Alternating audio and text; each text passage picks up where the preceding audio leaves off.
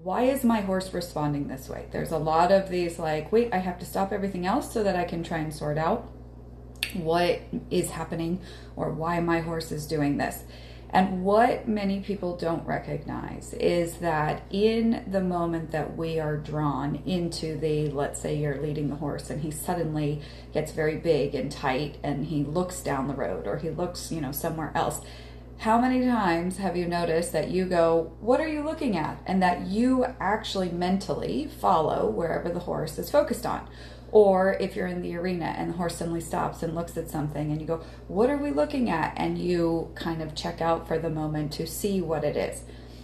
I try and remind folks that as much as we want to be empathetic to what our horse is experiencing in real time, something that we don't recognize is when we are in real time interaction and we are going, why is my horse doing that? And we are trying to have an answer.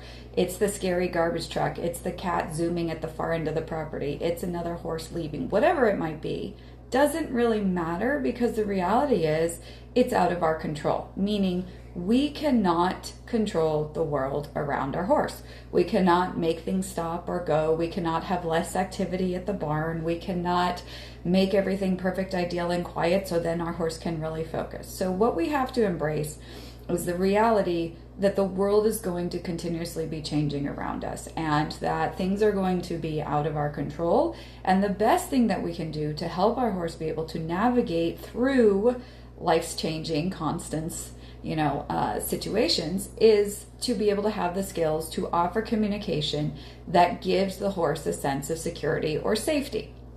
Instead, what I find most people do is they watch the horse get triggered by something, then the human mentally leaves unintentionally, but that's what happens, where they're trying to figure out what it is, and then the human will get triggered by. At one clinic years ago, we literally had a cat that was in a barn and somehow managed to get inside of a plastic bag and was being chased by the plastic bag that was attached to it and came zooming out of the barn past the arena. You can imagine how many people nearly had a heart attack watching this happen as there was these horses nearby. We have these bizarre scenarios that can happen. We have like super freak situations that can happen. And so the reality is, instead of going, oh my gosh, my horse is triggered. Wow, now I'm triggered by this super scary thing, thinking about everything that can possibly go wrong.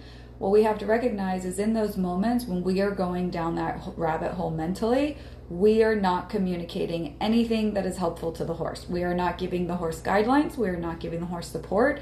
We are not helping the horse find what it is that he can do in the potentially triggering moment. And if we are in that, I'm going to say, moment of silence, because we are mentally distracted, we are actually teaching the horse to take over and to respond in however he seems, we'll say, fit to.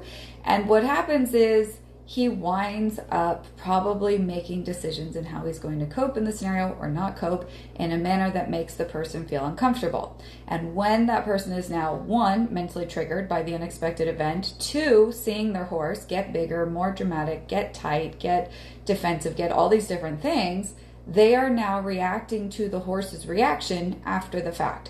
And this is where a lot of times you see like critical communication come in, but it's magnified because the human's emotions are magnified or they're on guard, we'll say. So let's say there's something unexpected that happens. Our horse suddenly becomes like a fire-breathing dragon, and then we're standing there because we're waiting to see what he's going to do, and then the horse like swings around us in the 180 or, snorting or tail up in the air or almost kind of prancing in place, and we go, don't you do that. And we've been taught, make him back up, make him give you personal space, make him this, make him that. And it seems like each thing that we're trying to do is actually adding to that horse's concern. And when that happens, we then feel overwhelmed. And now we go in the moment of chaos. So first we left because we mentally followed the horse. Then we left because now we're triggered by the horse's emotions. Now we're leaving mentally, I'm going to say, because the horse isn't responding to our communication. And what most people tend to do by that point is they go, that's it, I'm done. How do I get my horse physically back to a place where I can quickly either get off of him or unhalter him or do whatever it is that I need to do, and I'm going to go take care of myself.